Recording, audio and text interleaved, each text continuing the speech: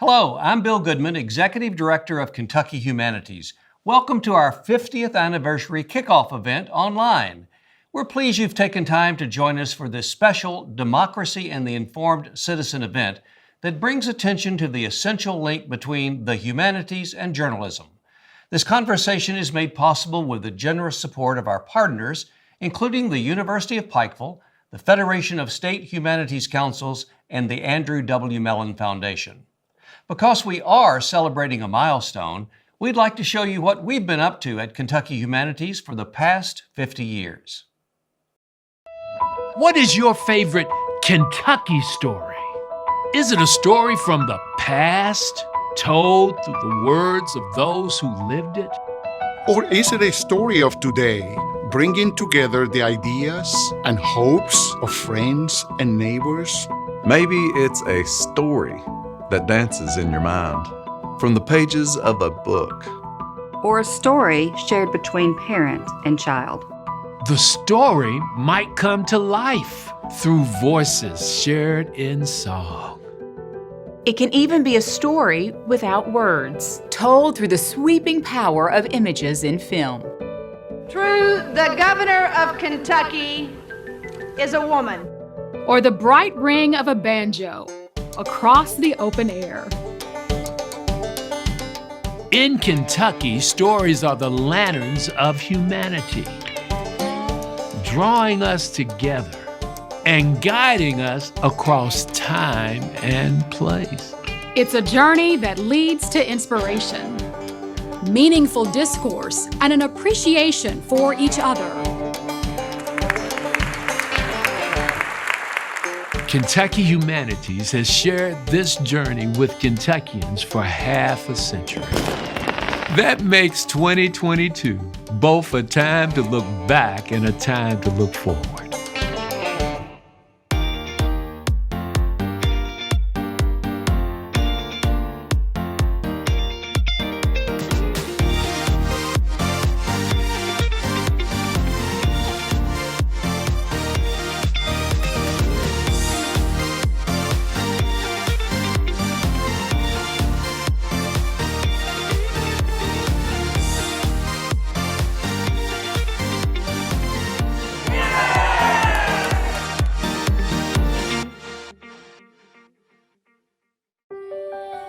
The story of Kentucky Humanities began in 1972, when 5 Kentuckians traveled to Washington, D.C.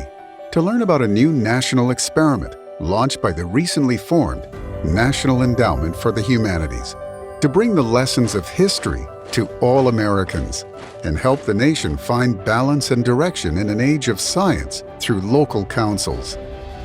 The goal: to bring wisdom to democracy and to explore and support the unique cultures of every state. Kentucky put out a call across the Commonwealth to bring together a board of directors to launch Kentucky Humanities. Kentuckians from many walks of life were eager to participate in such an exciting endeavor, and the newly established council found a small home and an office at the University of Kentucky. It had all the communication tools of the time: a typewriter, a telephone, and a mimeograph machine. Its initial mission: to come up with an annual theme related to public policy and to fund projects exploring that theme. Projects and programs set in motion the foundation and a standard for funding an array of projects. In the coming decades, the mission and reach of Kentucky Humanities expanded with new creativity and innovative programs to meet the needs and fuel the imaginations of citizens of all ages. Scholars traveled the state to share their knowledge and plant the seeds for conversations among friends and neighbors.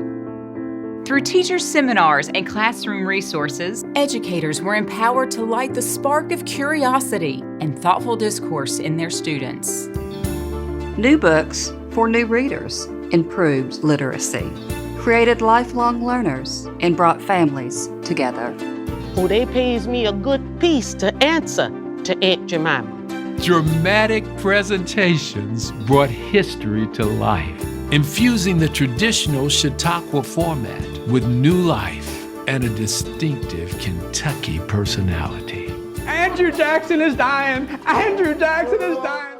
By the arrival of the 21st century, Kentucky Humanities had found so many diverse and exciting ways to bring Kentuckians together.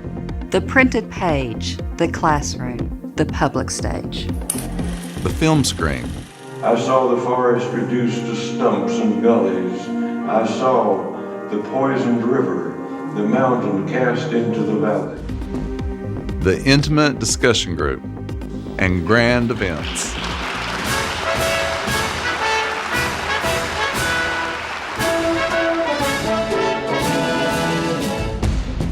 New technologies expanded traditional programs. Give me just a moment as I invite you to think humanities. The digital revolution took Kentucky Humanities to the world and every corner of the Commonwealth. But while technology may have changed, what hasn't changed is Kentucky Humanities' mission to create pathways of inspiration and knowledge, to give voice to people of all ages across the Commonwealth, to follow their own lanterns of inspiration, knowledge, curiosity, imagination, and public involvement. As we celebrate half a century, we look back with gratitude to the hundreds of Kentuckians who have led Kentucky Humanities over the decades and served as its board members. We are Kentucky Humanities! Yay! People of passion and integrity, imagination, and determination. We think of the hundreds of Kentucky organizations we've been fortunate to support in worthy projects of all manner and scope. We look to Kentucky's Tourism, Arts, and Heritage Cabinet that has provided collaboration and partnership. While Kentucky Humanities is not a state agency, like them, we work to serve and improve the lives of Kentucky citizens. And most importantly, we thank Kentuckians themselves, whose resources, time, ideas, and knowledge enabled Kentucky Humanities to dream big. To spark thought and imagination. To remind us of what it means to be a Kentuckian, a citizen, and a human being. To share the surge of emotion we feel when we hear Kentucky's voices join in song. The laughter of an audience. The pride of learning that words on a page are powerful tools. The deep stirring inside when we talk together about where we have been and where we want to go. The respect for the lessons from our past. The determination to meet the challenges of the present. And the excitement of looking forward to the stories yet to come. And you are part of that story.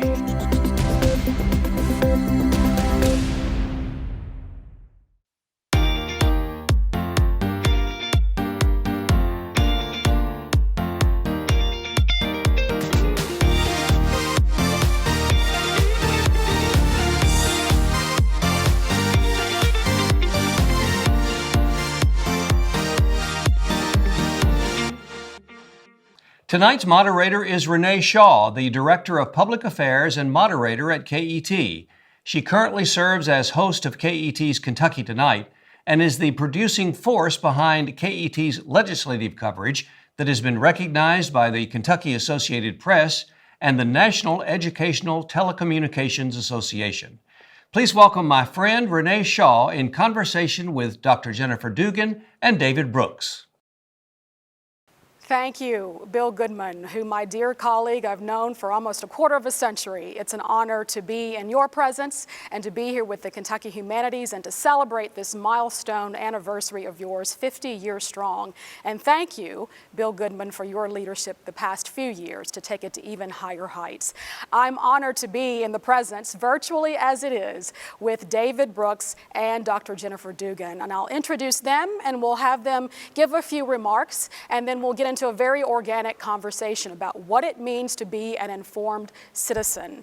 We want to remind you that we are taking your questions tonight. It's very important that you are engaged in this conversation, particularly the students from the University of Pikeville. We do hope to hear from you tonight, so make sure that you use the Q&A function, and we'll get to as many relevant questions as we can tonight. So I could go on and on about these two esteemed panelists, and you know them, and you of course know David Brooks. And I want to introduce maybe some of you to Dr. Jennifer Dugan. She is the Dean of Arts and Sciences at the University of Pikeville. She earned her doctorate in political science from the University of California, Riverside.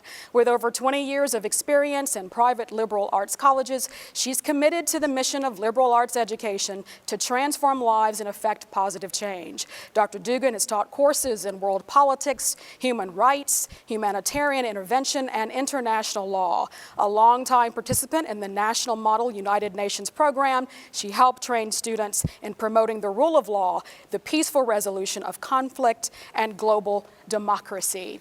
We're also proud to have David Brooks, an esteemed columnist from the New York Times, who we read frequently, and of course we see on PBS NewsHour on Friday nights. He's a contributor to The Atlantic, as well as founder and chair of WEAVE, the Social Fabric Project at the Aspen Institute. And he's also on Meet the Press, NPR's All Things Considered. His most recent book, The Second Mountain, shows what can happen when we put commitment making and relationships at the center of our lives. He's also the author of The Road to Character, Bobos in Paradise, The New Upper Class and How They Got There, and Social Animal, The Hidden Sources of Love, Character, and Achievement. Mr. Brooks is on the faculty of Yale University and is a member of the American Academy of Arts and Sciences, and we're so glad to have him with us this evening. And he is going to help us explore and understand what it means to be an informed citizen, and more importantly, why it matters. So I yield the floor now to Mr. David Brooks. Thank you. I'm sorry I couldn't be there in person. I managed to be the only person in America who got really sick without getting COVID. So I've had chills for about a week, but I will be there soon. So about 3 or 4 years ago, I got a job. I read a twice weekly newspaper column, and I was traveling around the country. I try to travel to 35 or 40 states every year. And I was just noticing the decline of the social fabric, decline of connection, one of us to another. And I would see that in the opioid addiction. I see it mostly in the political polarization and the political nastiness and the alienation. And it seemed like the social fabric was just running away, and our connection and our knowledge about one another was running away. And so I tried to look at some statistics, see if it was just anecdote or if it was reality.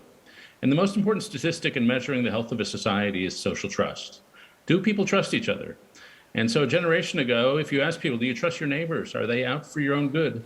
60% said, yeah, I trust my neighbors. Now, if you ask that question, it's 30%. And the younger you go, the more distrust you get. So among millennial and Gen Z, it's only about 19%. Among millennial young adults, 73% say most people are selfish and out for themselves. So there's just a great deal of distrust.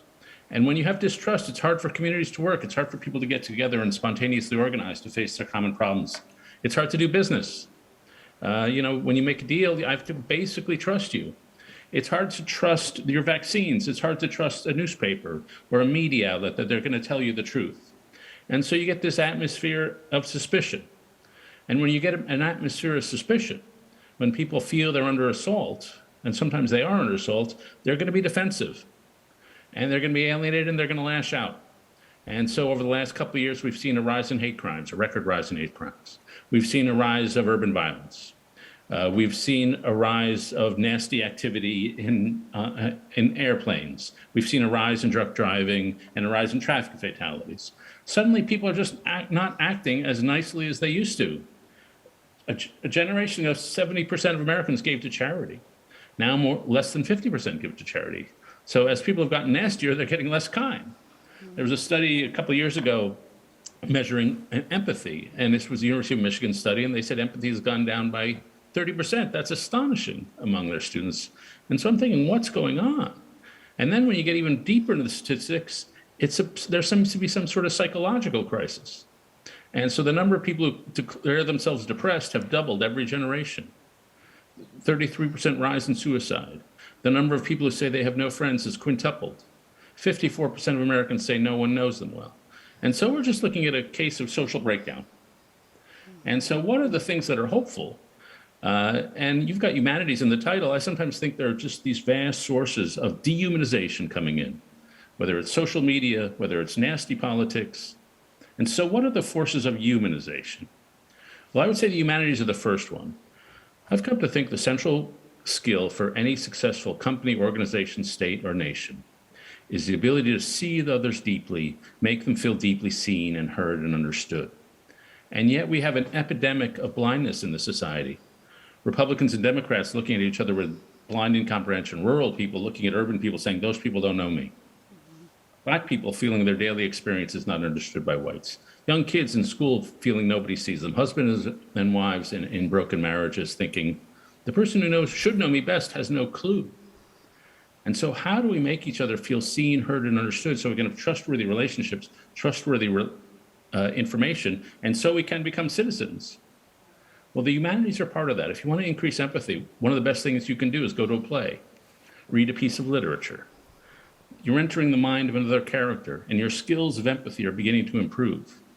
I was fortunate enough to go to school called the University of Chicago, where I was taught the humanities. They were put at the center, and the teachers I had truly believed that if you lived in the humanities, if you read the deep books, if you looked at art, enjoyed music, it would educate your soul. And the keys to the kingdom were in these magic books. And I don't remember everything they taught me, but I do remember their enthusiasm for the humanities, for the idea. And there's a saying that if you catch fire with enthusiasm, people will come for miles to watch you burn. And I loved being around the professors because they taught me this is the fine wine of life. And why settle for the cheap bug juice when you can have the fine wine or the fine bourbon if we're in Kentucky? And so that's the one thing. And then the second thing is what we call weavers. And weavers, if you go to a town, in any town in Kentucky or anywhere in America, and you say, who's trusted here? You will find people, they'll tell you, well, so-and-so is trusted. And that may be the person who runs the local food bank. It may be the person who runs the parking garage and just happens to know a lot about the city and helps his neighbors out. We ran into a woman in Florida who helps kids walk across the street after elementary school. And then we said, do you have time to volunteer in your community? And she said, no, I have no time. And we said, well, what are you doing after you're helping the kids cross the street? Well, I go to the hospitals on Thursdays and give food. And we said, do you have any time for volunteer in your neighborhood? She said, no, I have no time.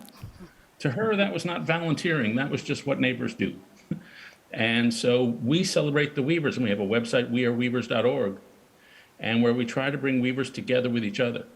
And the view is that if we can rebuild the bonds of community and the bonds of trust, then we will have rebuilt citizenship. And once you have that trust, then the trust in newspapers, the trust in vaccines, the trust in each other begins to rise.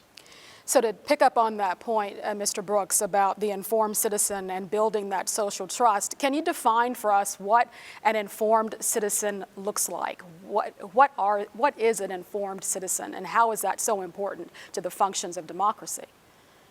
Yeah, an informed citizen reads the New York Times. No, I'm just kidding. And watches PBS. And watches PBS. Yes. You know, an informed citizen, first let's start at the local level. I'm a big believer in the book of Job. There's a great, beautiful phrase, and the sparks fly upward. Informed citizens know what the core problem of their town is. Every town has a problem. Some places there's too much housing and the housing values are collapsing. Some places there's not enough housing. And so the informed citizen knows what the town problem is and knows where to go to find the solution. And then let's talk about media consumption. You know, when the blogs started years and years ago, I would be reading a blog, and I think it was pretty smart analysis. And then the blogger would say, I got to sign off, I'm going to junior high. And I realized I'm reading a 12-year-old. And so there are certain things that professional journalists do, which is just not common these days on social media. One, we are rigorously fact-checked. I checked my last column for the New York Times. My fact checker had 30 pages of references to make sure I got all the facts right. That's a lot. If I say the president believes this, I'm not just making it up, it's because he told me. There are certain standards of journalism that most mainstream publications do. And to be an informed citizen, you don't have to pick the New York Times, you can pick the Wall Street Journal, you can pick any local papers. But to be an informed citizen, you have to have some convergence with reliable information. And final thing I'll say is, there's a lot of talk about there's misinformation on the internet. That's not the core problem. The core problem is we're locked in ideological bubbles. And the core problem is we only see one worldview. And that's just as true for people in New York as in Kentucky, as in Alabama, as in South Dakota. And so to me, to be an informed citizen, the discomfort of pushing yourself out of your bubble. And so if you look at my Twitter feed, it's half Democrats and half Republicans, half pro-Trump, half anti-Trump. And sometimes one side or the other will really annoy me, but I keep them on so I can be informed about what the whole country is thinking and not just my little corner of it. When we think about, I'll call them the Bigfoots of journalism, the New York Times, the Washington Post, there does seem to be a growing level of distrust of the Fourth Estate. And I don't have to ask you to take us back to where that might have originated and how it escalated, but how can that trust be rebuilt into those institutions and the work that they do? Yeah, I have a theory about why it happened. It's not particularly flattering to me and my colleagues. Okay, share with us. The theory is that over the last 40 or 50 years, all sorts of institutions were dominated by people who went to the same few elite schools, who lived in the same few urban areas. And suddenly people who didn't go to those elite schools and didn't live in those urban areas didn't have much of a voice. And this happened gradually over the last 50 years. And if you tell half of America your voice is not worth hearing, they're going to react with anger. And I totally accept that. And so we in the urban coastal media have to do a lot better job of getting voices outside our world. And I try to do that. I wrote about 50 columns in 2015 saying, Donald Trump will never get the Republican nomination. Never, never, it'll never happen. And so at that moment, I was living in Washington. I was working in New York. I was teaching at Yale. I was writing the Acela back and forth. How could I be out of touch with America, right? And so I tried to remedy that by just getting on the road and by visiting these 40 states. And when you get out to Oklahoma and South Dakota, then you see what the country's really like. And we just have to do a lot better job of doing that and getting voices that we meet in such places into our publications. And Dr. Dugan, I want to bring you in on this. UPike, as we abbreviate the college's name, what is it they're being taught, the students who might be joining this webinar tonight, about the value of print journalism? We just had a question that came in from a viewer named Catherine, who asked about how can we reverse the decline in print journalism. Let's talk about local journalism and the demise of its presence. There used to be bureaus in the eastern, western, northern, south central Kentucky parts of the state. We don't have that anymore. It really is more of the big city kind of look. The dailies and the weeklies are going by the wayside. What do you tell your students who want to have a future in print journalism but can't seem to find the way? Thank you so much. I want to just lift up the mission of the University of Pikeville, which is to serve this region. And part of that service is to understand what the issues are, how to build community around those issues, and then how our students can connect with our partners to make this region better and to contribute to its future. As far as local journalism, Renee, I can share with you a beautiful story. Recently, one of our communications professors texted me with a couple of pictures of his class. He had taken his class down to the local paper. They did a tour of the facilities. They had a great Q&A with folks at the facility. And then at some point toward the end, one of his students was offered a job to work there. And I know that program has a lot of internships and connections to our local area. So I would say at UPike, those connections are very strong. And it's really to celebrate the mission of the university to serve this region and create a strong future. Yeah. Dr. Dugan, you are a transplant into Kentucky, and you shared with us when we had a call the other day about your experience when you first arrived in Kentucky. And it kind of speaks to the disconnect that David was speaking of earlier and how this kind of broken fabric of social trust. Can you share that with us if you don't mind? Sure, yes, thank you. I've been here almost 3 years. And I have learned so much about myself as I come into a region with deep roots and roots that, have so much to teach. And, I've had to pay attention. And some of the qualities of an informed citizen that I learned in college and that David just described, I realized I had to pay attention. I realized how much I had to learn in order to contribute and be a good neighbor. Mm-hmm. And one thing that I've learned is, and this is getting into a sensitive topic, and I wonder if David might comment, is coal. Coal is it runs deep here in Eastern Kentucky. I spoke with a local leader in the community who said that, the communities here are built on coal. It runs through families, through generations. And yet there's a real dividing line between those who are deeply rooted in the history and legacy and culture of coal on the one side, and on the other, another part of Eastern Kentucky who sees coal as being not part of the future, and maybe, that's not such a bad thing. And she said that there is a dividing line that is so palpable on this issue, and there are probably lots of other issues you could plug in to really get to the question of, David, how can connections and building those connections help kind of tighten the social fabric and build that social trust on issues that are so deeply felt? Yeah. Well, the first thing that comes to mind is what's a community, and what's the community of your area of Kentucky? A community is a group of people who have a common love, and they love the place. And people in that region may differ about coal and the future, and also the rightness of mining coal these days. But if they love their common place, then they have something that shares them underlying the difference. There's a great sentence somebody gave me, which was the concept of a gem statement. If you're having an argument with somebody, there's usually something you have underneath your argument that you share. So if I'm arguing with my brother about our father's health care, we may disagree about what procedures should happen, but we both want the best for our father.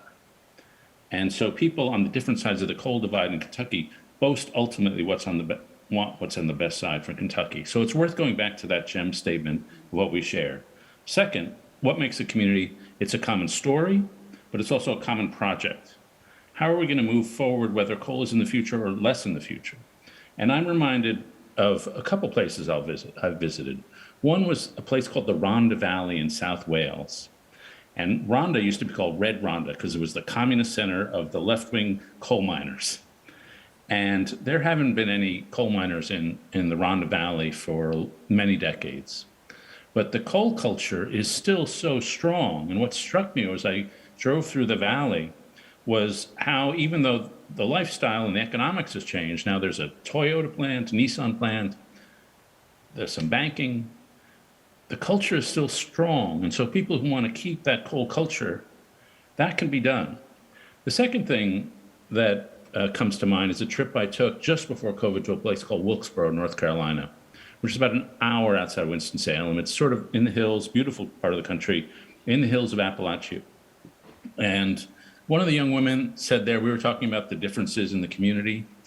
And she said to me, we may hate each other, but if one of you outsiders comes in and criticizes us, we'll kick your rear end. And I felt that's like a real strong cultural value, that loyalty to one another. And so if anything can make the differences over something so fundamental as the economic core and cultural core of the community, that kind of strong, fighter ethos, resilience ethos, that's the sort of thing that does it. Yeah. I want to get to a question from one of our viewers. Lori writes, our church is exploring ways to increase our civic engagement. What advice can you give us, and what issues should we ponder?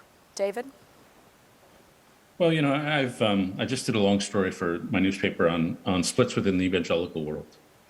And they're pretty bitter, and they're not only over Donald Trump, they're over matters of power, and quite often over matters of justice. And one thing I would say, a friend of mine who's a pastor said to me, we have been taught sometimes in our seminaries and just in our churches that justice and the Bible were at the opposite ends. But justice is at the core of the Bible. What Jesus is, he's on the side of the marginalized and the oppressed, and he's constantly taking the faith away from the big synagogues and the temples and being out amongst the people. And so to me, the remedy for what ails the evangelical church and maybe all churches and synagogues and mosques these days is that act of committed service. And so I applaud what you do. The only thing I would say is I can't tell you what problem to figure out, but if you walk down the street and ask people, what problem do we need to address? They will know. The one thing I've learned traveling around the country is that the people in the neighborhoods know what needs to be done. Mm-hmm. The people who don't know what needs to be done are frankly people like me who are outside. Mm-hmm. The neighborhood is the essence of change. A friend of mine in Louisiana says you can't only clean the part of the swimming pool you're swimming in. You clean the whole neighborhood. Mm-hmm.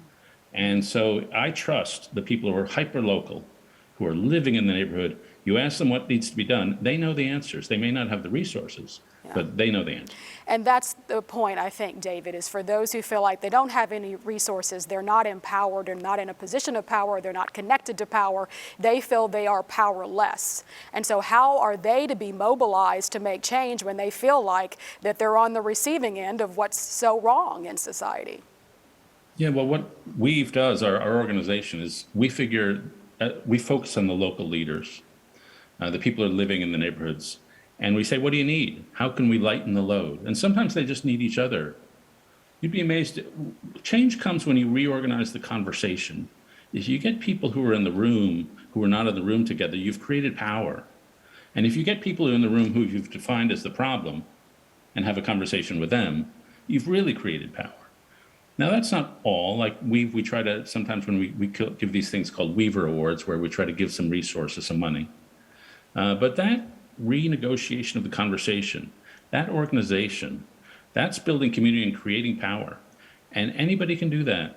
And once you have power in the local community, you can go to the higher authorities and say, this is what we need. Your job is to serve us. Serve us. Jennifer, I wanted to ask if you have any comment on that, and particularly since you are situated in a rural part of our state. What have you seen and what could you contribute?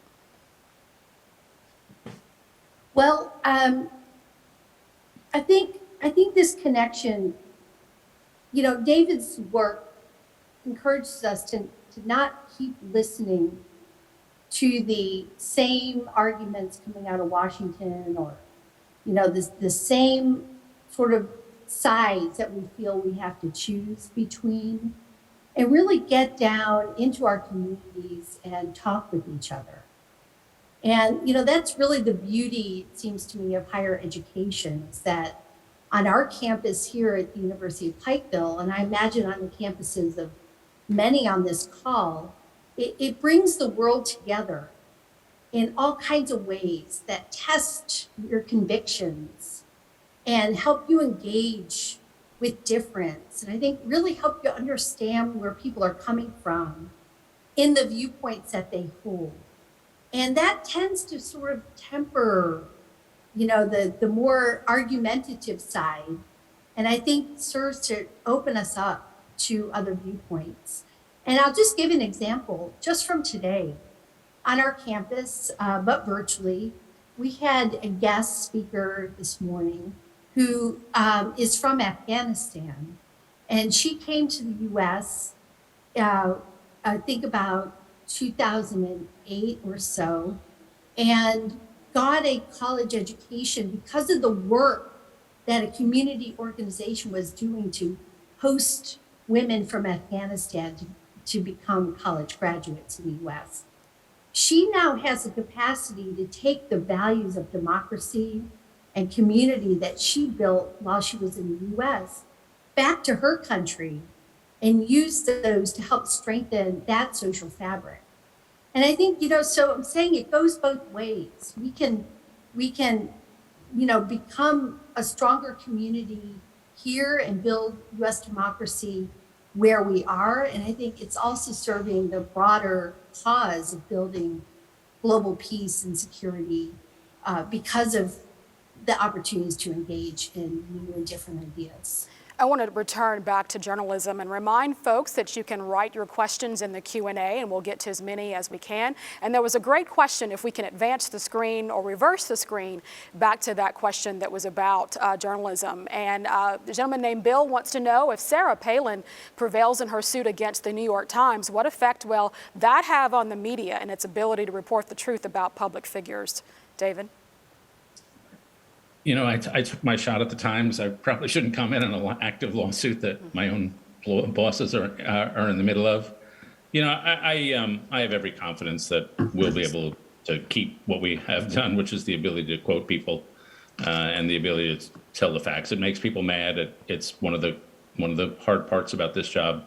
But I probably shouldn't speak about my boss and my shareholder. So let me ask another tangential question. How do you feel about social media and the censoring or the rejecting of key words, or certain politicians being banned from those spaces? What impact do you think that has? I'm a little uncomfortable with it, to be honest. You know, I was a little uncomfortable with it. Frankly, I'm not a big fan of Donald Trump, but I was a little uncomfortable about the deplatforming of Donald Trump. I don't see why it's the job of a few CEOs of big tech companies to make these decisions. And frankly, I don't think they want it to be the job. I think they would love to see some regulation, so somebody else is making the decisions about this. I'm a journalist, so at my discomfort level, anytime someone is sought to be silenced is going to be pretty high. Yeah. We've got a couple of questions coming in, but I do want to get to, and I'll ask you, Dr. Dugan, to kind of weigh in on the informed citizen question, because I don't know if I quite got a response from you before you punted to David Brooks about how you would define an informed citizen and what that would actualize. Like in where you are in Eastern Kentucky, how can students plug in, but not just the students, because you're not just an intellectual citadel there in Eastern Kentucky, but you also are there to serve the community. So what would informed citizenry look like in that neck of the woods? I think the fruits of the labor in community building and trust building and seeking a kind of education that helps you test your convictions and contribute in ways that plug into your strengths. Like David said, every community will have its the citizens are defining the issues. And, there's so much power in that. Our students at UPike engage in issues, engage with difference, have their convictions tested on the athletic fields, in student clubs, in our classrooms, in our hallways. Outside my office door, there's a big lobby with lots of couches, and there are always students out there talking about these issues. And it's just a wonderful ground to cultivate for informed citizenship. That doesn't mean you're a different person as when you came in, but it does mean that you're ready to go out and be a nurse, or be a social worker, or be a business leader, or a policymaker, or a teacher. Having, a more well-rounded view of the kinds of things that will make you not only successful in your career, but also a good neighbor and someone who is contributing to our democracy. Yeah. There's a great question from a social studies teacher. Her name is Laura, and she teaches high school social studies. And she asked, what would you say the one big thing kids should learn or do to start them on their way to being informed? Mr. Brooks, can you give us some insight there? Well, I was a history major, so I'll start there. I do think, the history of your place is just inherently fascinating. Historical societies, the humanities, the history books. It's just interesting to know the people who settled your community, the people who were there before the Europeans came, the way people struggled to build the place. What the heart knows, what the eye sees better, the heart feels more strongly about. And to love your place is to know the history, know the struggles. And I guess, I'm a pundit, I'm on TV, and I read a column. But one bit of advice is the longer the better. A book is better than an article, a magazine article. A magazine article is better than a newspaper story. A newspaper story is better than a tweet, and so on. And so to take some time and just read the local history, you'll remember it for the rest of your life. And you'll have a context in which the struggles of your place. My place is New York. I happen to grow up in New York City. If you go back to the same neighborhood where my immigrants came, and you walk half a mile from where I grew up, you pass my great-grandfather's butcher shop, my grandfather's law firm, where my mother and father grew up, where I went to elementary school, where my son went to college. We've got 5 generations in one place. And that's a city. I imagine there's some of that, a lot of that in Eastern Kentucky. And so if you know the ancestors, where they came from, and you can hear their voices, then that's a different way of being informed than just reading a newspaper. But it's understanding the contours of your place and what makes it so special. So I dare go into this topic, but I'm going to, because there's a lot of discussion even in the Kentucky State Legislature. Just last week, a bill was filed that would regulate the curriculum for what is taught in history and social studies classes, and actually lists the documents that could be referred to in those classes. This is all about critical race theory, right? So, David, when you hear those conversations, when you see legislation going forward that's anti-CRT, you're making the point that that connectedness only comes to us understanding our history at a very intimate level. But what if there's a really big movement legislatively to inhibit that? Then how can that happen? Yeah, I'm with the theory of critical race theory. I have some disagreements about. I think it's too class-based and it's all about conflict and oppressor versus oppressed. But what we're talking about here is not critical race theory. It's a balanced and complicated view of American history. As I mentioned just a minute ago, I'm an immigrant kid. I'm an immigrant family. We came to love this country. We came to be super patriotic about it.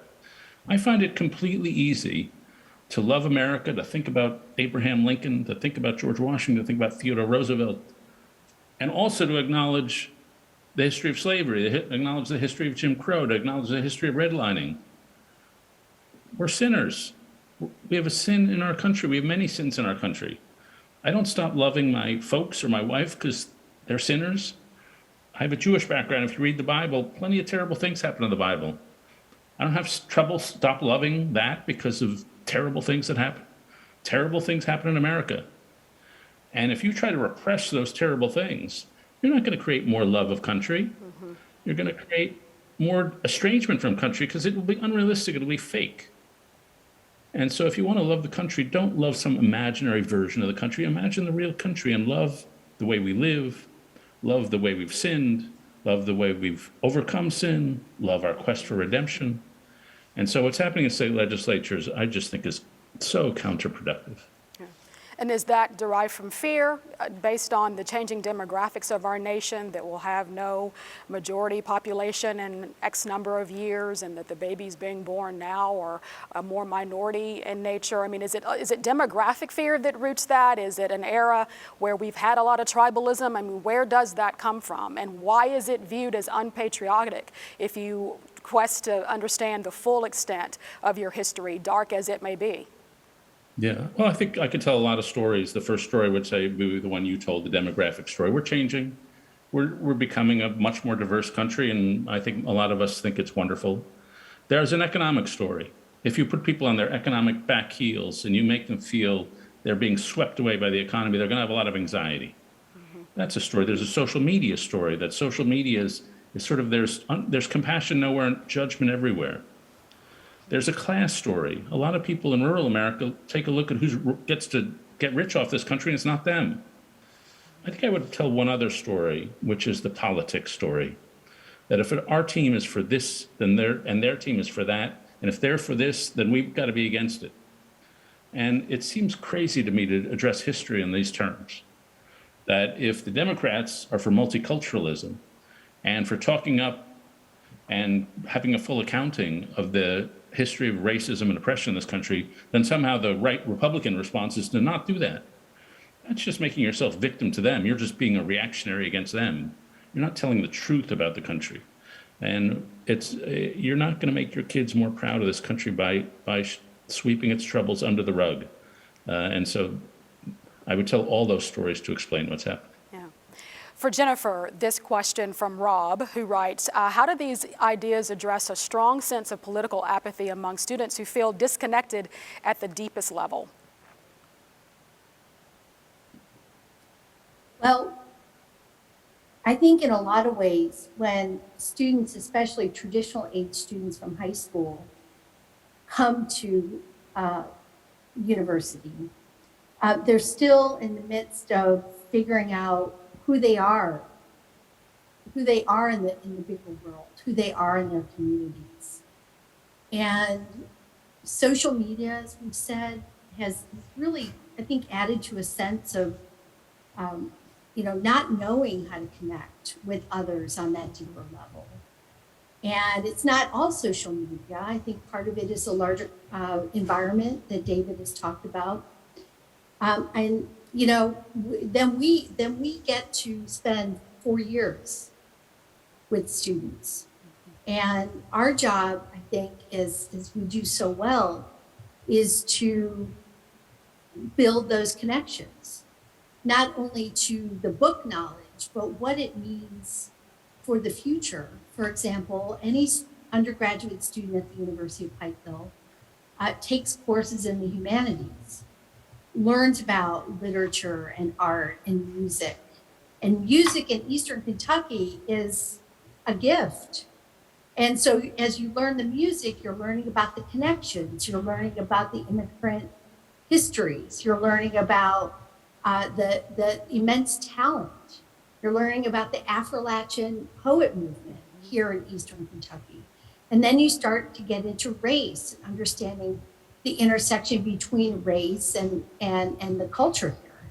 And so you're just growing and you're learning, and suddenly, over those 4 years, you've not only taken a degree away, but you've taken a better sense of who you are in this world and how you can contribute to it.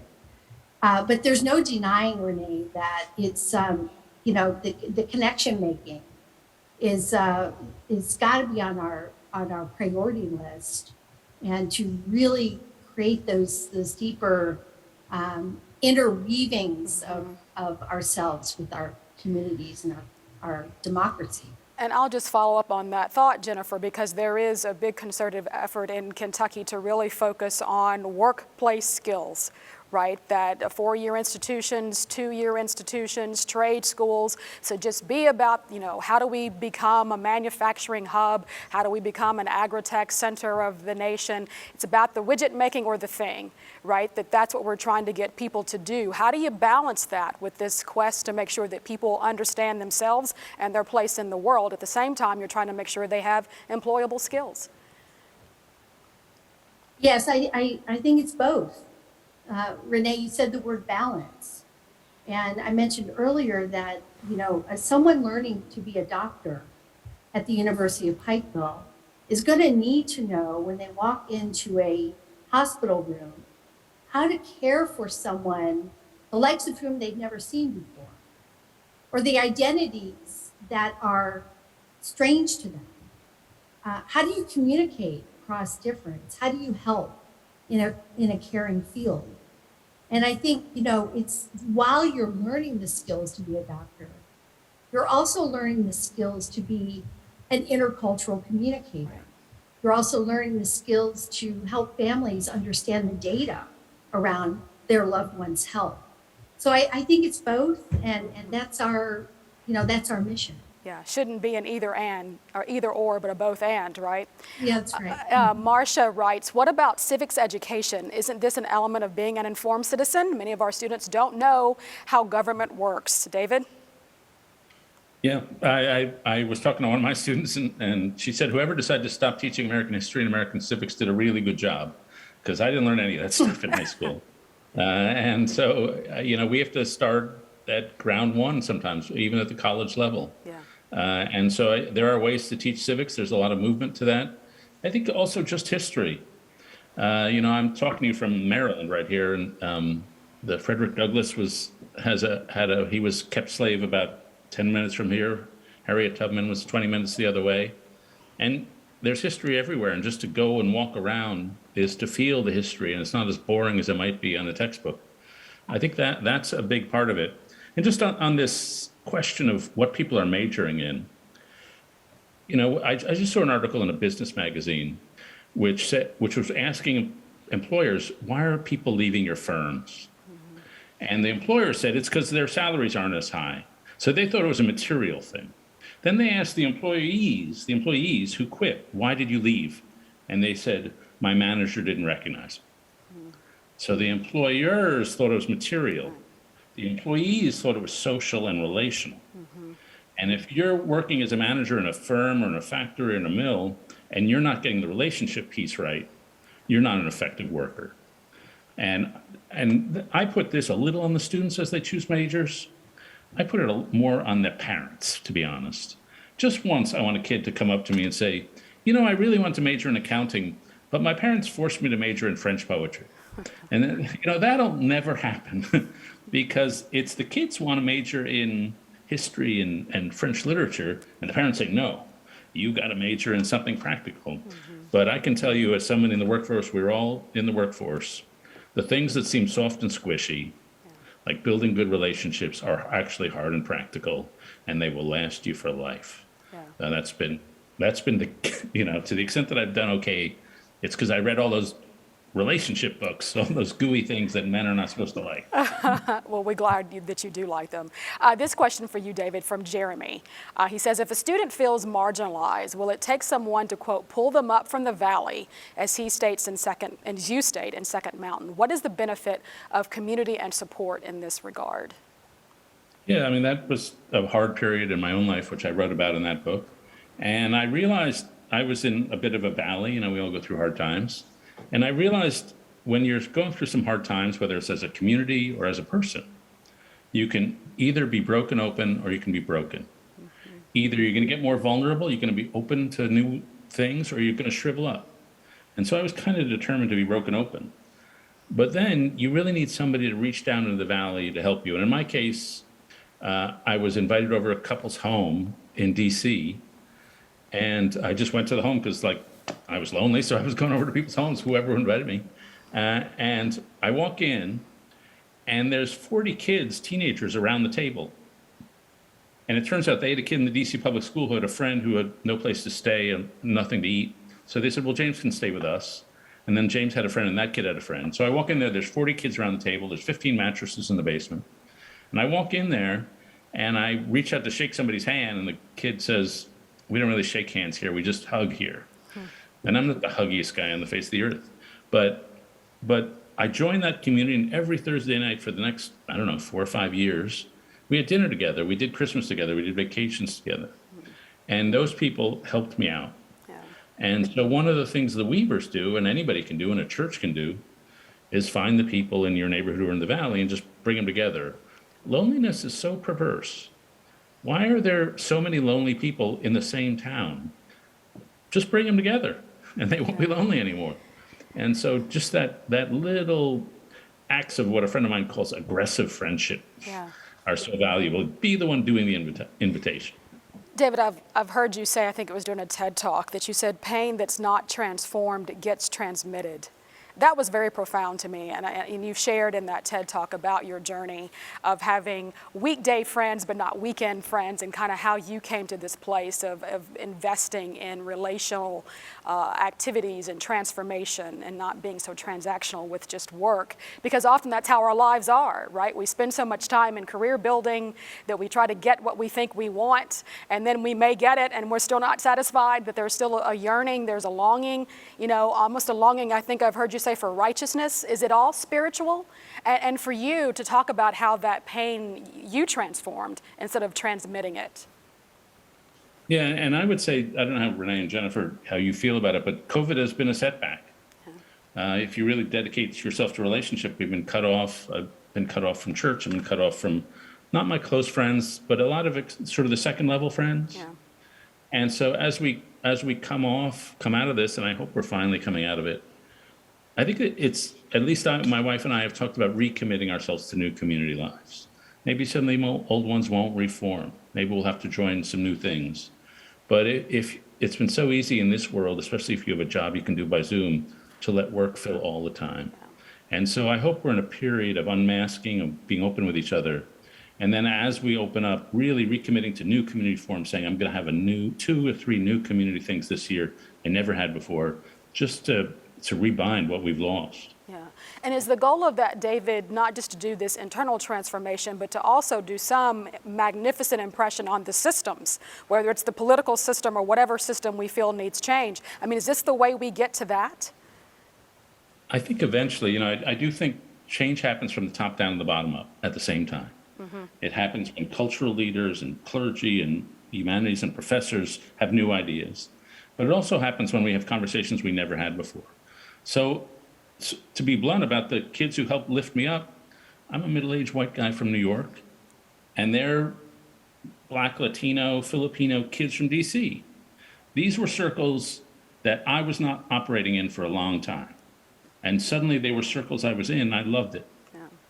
And the kids grew up, they're now in their 20s, some of them have moved away to LA and other places, but I'm gonna get that again. And I can't speak to the world, I don't know if that'll lead to system change, but I hope it will for all of us. Yeah. Jennifer, I'm gonna bring you into this. What do you think? Well, I love the idea of meeting in the middle, community action, meeting legislative courage. The community leader I mentioned earlier and spoke with, she said the greatest issue in her community right now is economic development. As we come out of COVID, there are young, very motivated business entrepreneurs who want to start their own businesses. They've gathered, they've talked about it, and now they really would benefit from assistance from those who can invest in them. And so I'm so glad, David, we said throughout here, Renee, that it's not an either or, it's a both and. And David's point of, we've relied quite a bit on our legislators and on Congress and the White House. And the other half of the coin is talking with each other, mobilizing our forces, and affecting positive change. And I think that's a great lesson from this discussion. Yeah. And to get back to the informed citizen, so I want to try to connect Weavers to an informed citizen, David. So help me do that, right? What's the connection there? I would say it's, everyone has a technology for convening. That is to say, we all get together in a group. How do we do it? Some people do it over a dinner table. Some people do it over a Zoom call. I was in some place, I think northern Louisiana, where they just rode bikes together. And there was something they were going to do together. And in the course of that doing together, you learn about what the problems of the community are. I was out in Watts in South Central LA just before COVID hit. Met a woman named Keisha. She runs something called Sisters of Watts. And it's just a group of moms who get together and they do whatever needs doing. If the homeless need a place to take a shower, they arrange for that. If the town needs some litter picked up, they arrange for that. If the kids are going home hungry and they need a backpack full of food, they arrange for that. So it's in that daily act of assuming responsibility for what's in your local community that you learn about what's in your local community. You learn about what the neighbor is struggling with. You need the senior citizen has snow removal, not in LA, but other places. And so informed citizen is not only reading the newspaper, though I hope it includes that, it's knowing what's going on next door. And that seems to be an underplayed part of when we talk about informed citizen. We often mean it in the big scopy thing, but it can also be just like, I just learned my neighbor had a back surgery like 4 months ago and I didn't know. And so that's a failure right there. That's a failure on my part. Yeah. We heard testimony today in the state legislature from a lawmaker who is pushing a bill to help kids who survived the Western Kentucky tornadoes that happened December 10th. And one of the statements he made is because they want to make sure that they can forgive some school days because school closures and schools being used for other purposes, is that he said that those kids learned more helping their community, helping in finding shelter or helping the church in administering, clothes or other necessities than perhaps they would during 1 week in the classroom. I mean, and the value of that, it just really struck me. And he was fairly choked up when he remarked about the life lesson that those kids have gotten out of this experience that far outweighs maybe what they would have garnered in the classroom. Yeah, I'm all for classroom, but that's what I teach. But yeah. and I'm sure Jennifer's the same. But My wife just wrote a story about Paradise, California, which you may recall is a town that really burned to the ground. But the sense of solidarity after that was so powerful. And in Kentucky in the storms, how do we keep that going for a long period and not just make it a moment? That's a real challenge. Yeah, the sustainability of that. And I did want to ask you a question. We had a question from a lady named Catherine about how the informed citizen works when those are in poverty. I mean, is there a difference in that if those people may not have access to the resources as much? Can they still be informed? For sure, they don't have access to the resources. They may not have Wi-Fi. They may not have internet. But one of the things I found when you're covering a poor area or a rich area, some things are human constants. The need to feel your life has meaning and purpose, that's a human constant. I found it in poor areas, I found it in rich areas. The need to be curious about the world around you, I think that's a human constant. And so it's not a question of getting people to want to know what's going on around. It's just giving them the means, maybe Wi-Fi, maybe newspapers, maybe something else, something on their phone. But I really think people who are struggling, they want to lead righteous lives, and that they want to serve their community. They give to charity more than more affluent people do, as a higher share of their income. And so I still put a lot of faith in those people's desire to serve and to not just be the recipients of service, but to serve themselves. Well, this has been a fast-moving hour, and it's been an honor to be with you both. And I want to remind viewers that this is being recorded, so you can view it tomorrow at KentuckyHumanities.org. And you may want to see it again, even if you're able to join us this evening. I always like to end these things with some takeaways. And Jennifer Dugan, I'll allow you to go first. If you can just kind of summarize your thoughts and what you hope the audience will take away from this conversation tonight. Well, I know that there's a lot that we've learned from the pandemic. One of the things that I want to keep thinking about is what we learned about each other and how we learn to give grace to each other and to have more patience even with ourselves and what our own vulnerabilities are. And, the pandemic sort of laid those bare, picking up an extra job, staying home with family to take care of family, just being stressed because of the unknown. And that really led to unusual kinds of grace and kindness that I hope sticks with us. And I think really helps elevate everything David has talked about. That a kinder society is a better one. And I think I'd just like to close on that. Yeah. Good words to close on. David Brooks, final word. I would just say curiosity. I mean, I couldn't make it in person because of illness and COVID, I guess. But I want to visit UPike. I want to see the towns that are struggling with the coal divide. Every place in this country is fascinating, and I want to be there and visit with folks and just learn about what you guys are doing. That I don't know if I have any higher purpose than that, but my curiosity has been piqued. Yeah. Well, David, you've got a couple of tour guides who will volunteer to chauffeur you around when you make the trip to Kentucky. And I just thank you so much for extending grace to us tonight with your presence. And Jennifer Dugan, same to you. Thank you both for your work and your efforts. Really appreciate it. Thank you so much. Thank you. Bye-bye. And thank all of you for watching, and you can watch it again tomorrow at Kentucky Humanities, KYHumanities.org. I'm Renee Shaw. Take really good care. Good night. Thank you, David, Jennifer, and Renee for your insights, and to our partners, the University of Pikeville, the Federation of State Humanities Councils, and the Andrew W. Mellon Foundation for your support. We also want to thank you for joining us for this Kentucky Humanities 50th anniversary event.